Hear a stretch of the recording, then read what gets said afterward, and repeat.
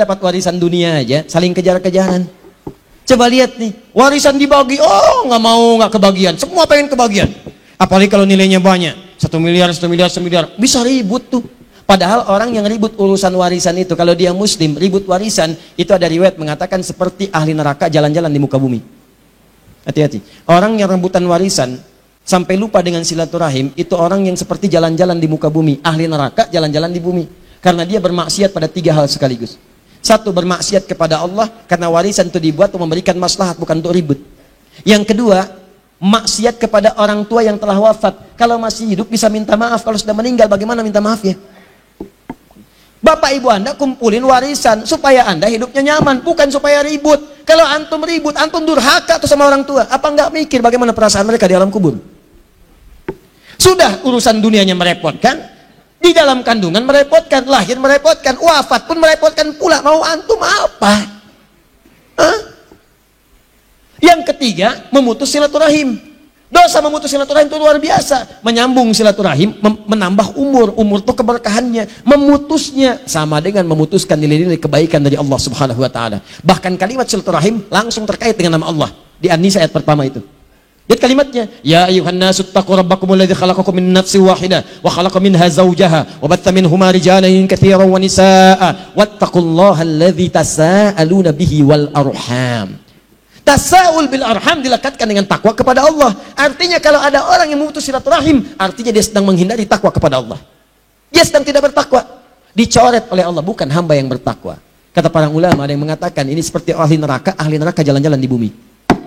Anda urusan dunia aja, warisan sudah nggak mau, teman-teman sekalian, nggak kebagian, pengen kebagian, cari. Ini sekarang ada orang, kata Allah, dapat warisan surga Firdaus. Maaf kalau ada yang tidak pengen, orang itu pasti sedang bermasalah, konslet otaknya. Ada yang bermasalah. Ini saya tanya nih, maaf ya, maaf sekali. Kalau teman-teman dapat warisan malam ini 2 miliar misalnya, diterima apa enggak? Mas. Jawab dong. Saya tahu kok, insya Allah. Gak apa-apa. Benar nggak dapat pahala, salah nggak berdosa, nggak ada ruginya. Kalau antum dapat warisan malam ini 2 miliar, diterima nggak? Diterima. Pas pemberiannya itu bersamaan dengan taklim saya. Antum pilih mana? Dapat warisan nggak ikut taklim atau ikut taklim tertunda warisan? 1 apa 2?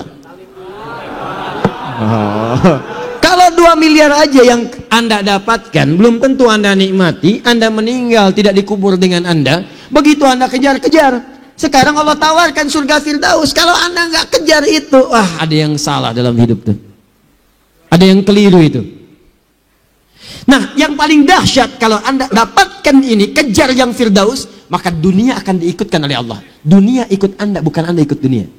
Kalau istilahnya Ibnul Qayyim rahimahullah, kata beliau, itu seperti bayangan. Dunia seperti bayangan. Anda kejar dunia seperti ngejar bayangan, nggak ada kerjaan, nggak akan ketangkep. Nggak percaya, besok nanti silakan olahraganya ngejar bayangan. Terus silakan ukur kecepatan, pelari tercepat yang bisa menangkap bayangannya. Bikin aturan begitu tuh, nggak ada yang menang. Nggak ada yang menang. Ayo tangkap, begitu ditangkap nggak bisa lagi. Kalau mau dapatkan bayangan gampang, Anda berbalik, jalan aja, nggak usah pedulikan bayangan, dia ikut. Kok kamu pergi sih? Tunggu dong, gitu ya, kalau udah bisa bicara tuh. Anda tinggal berbalik, dia ikut. Sama. Ikuti petunjuk untuk ke surga Firdaus, maka dunia akan diikutkan kepada Anda. Kecil, gak ada nilainya. Demi Allah saya katakan, kalau Anda sudah mendapatkan kenikmatan akhirat, maka dunia tidak akan pernah ada nilainya. Walal akhiratu khairul laka minal. Itu yang menyebabkan orang-orang masa lalu seperti Abdurrahman bin Auf sudah mendapatkan kenikmatan hijrah, maka harta gak bernilai. Kata Abdurrahman ketika orang Quraisy mengatakan, kalau kamu hijrah kami ambil semua harta nih. Kami gak akan bunuh kamu, berangkat aja sana, ntar juga mati di jalan. Silahkan berangkat, harta kami ambil, pilih mana? Tinggal di Mekah, kamu jadi hartawan, kami kembalikan, kami tambah nih. Atau kamu berangkat sana ke sana, tapi tetap kami ambil semua harta, kamu tidak ikut, pilih mana? Kata Abdurrahman bin Auf, saya pilih hijrah. Perhatikan, ketika keimanan sudah melekat dalam jiwa, halawatul iman sudah tertancap di dalam jiwa, maka dunia tidak ada artinya. Pergi berangkat hijrah. Namun sayang, sebagian keluarganya tidak bisa mengikutinya. Istrinya ditanya, kamu mau mana?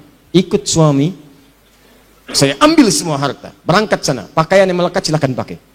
Tapi kamu mungkin akan fakir sampai sana atau wafat di jalan. Tinggal di sini, pilih laki-laki paling ganteng sewilayah sini, silahkan pilih pemuda yang kamu sukai. Kami fasilitasi pernikahannya. Kami kembalikan harta suamimu, kami jadi perempuan paling kaya di tempat ini. Sebentar, ibu, kalau ibu dapat tawaran seperti itu, pilih mana? Ikut suami jadi fakir atau tinggal di Mekah jadi orang paling kaya? Tapi ibu jauh dari Allah. Pilih mana, Bu? Ikut suami atau tinggal? Bingung jawabnya, karena suaminya pada di sini. Bisa nggak jawabnya pakai tulisan, Ustadz? Sayang, pada saat itu dia memilih untuk tinggal di Mekah. Suami berangkat, ditinggal. Yang dahsyat, apa yang menjadikan begitu kuat tertancap dalam jiwa? Saya mesti pergi, nih, sudah tertancap. Qad aflahal mu'minun. Iman itu kalau sudah tertancap dalam jiwa seseorang, maka tidak akan bisa ada yang memengaruhi hal-hal yang lainnya. Halawatul iman, kenikmatan iman sudah nggak bisa diukur dunia. Antum kalau belum dapat nih, mau sholat aja, fardu bisa terlambat. Kalau sudah dapat kenikmatan iman, ketinggalan sholat tahajud malam bisa gelisah antum.